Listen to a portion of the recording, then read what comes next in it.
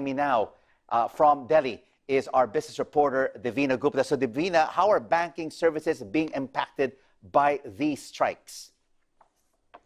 Well, Rico, as 1 million bank employees took to the streets yesterday in several cities across India, they were shouting slogans against their bosses and asking for a higher wage.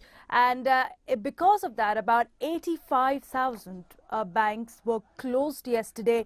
India has largely government-owned banks, especially in rural areas where cash transactions were impacted. There is a report by one of the industry arms that has pegged this to about $2 billion of cash transactions that were impacted.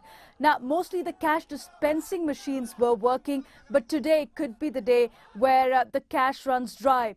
Many people couldn't go to their banks to deposit cash or carry out day-to-day transactions of check deposit and other banking services. In some parts, even digital services were impacted, where people failed to do cash transfer via online services. Right. But so, most of the foreign banks are working and private banks are working as well. Briefly, what are the striking banking union workers asking for? What are their terms?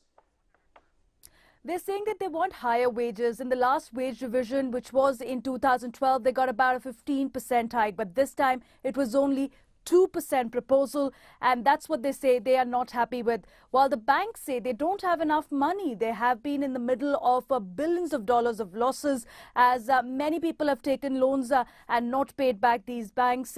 And they're not in a position to give a higher wage hike. DEVINA GUPTA in Delhi, thank you so much for that update.